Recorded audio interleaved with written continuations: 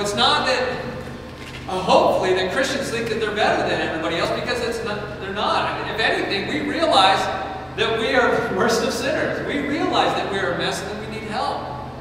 If we are believers, we should probably, if we don't already, we should take that opinion of ourselves. Because oftentimes what the world sees is that we have the right answer and you guys are all wrong and you're all going to hell and we're going to make it because we have the right stuff. And if you don't become like us, then forget it. And that's what the world sees. And if that's what they're seeing, then we need to change how we're acting, how we're talking, how we're relating, because that should not be the message. If anything, I heard somebody say one time, there's one beggar telling another beggar where they found the bread. Listen, we're all in a mess here. We're all in a mess. We're all dying. We're all hungry. This is the bread. I found it. I want you to see it too. That should be the posture of a believer. This is where we're at. We're in the same boat. Here's the lifeline.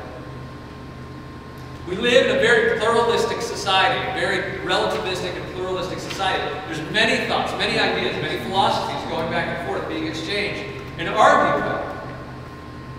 And I think a lot of us would like to agree and say, hey, yeah, everybody, you believe your truth is your truth, my truth is my truth.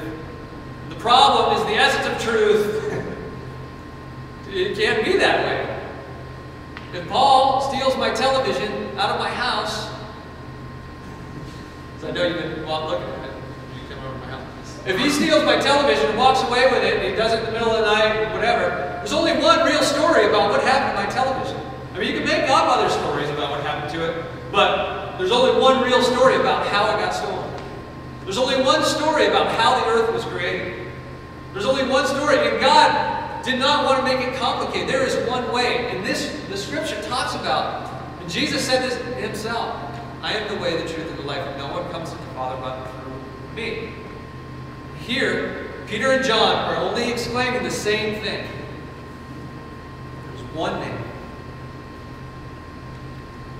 And so if we think about that, if you really understand what's being said here, is that the world separated from God,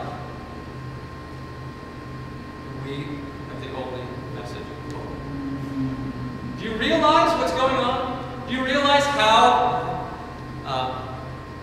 much responsibility that places on us as the church, as people that believe? We have the only message of hope, according to the scripture.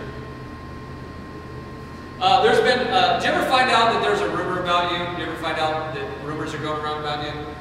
Did you ever somebody talk about you behind your back and then you find out about them?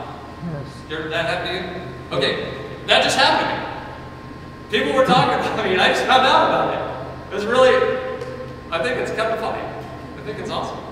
But here's what was being said. Like, it came back to me from a reliable source. It came back to me that I'm very much hard-nosed about believing that Jesus is the only way to go.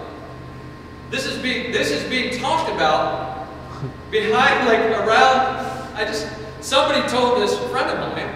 It's like, yeah, the thing about Andy is he thinks that this is other religious leaders in our community. He really is hard-nosed about the thing about Jesus being the only way to God. And what was really funny is they were telling a person that also believes that. And they're like, I'm very much in agreement with Andy on that. I think it's funny, but the reputation that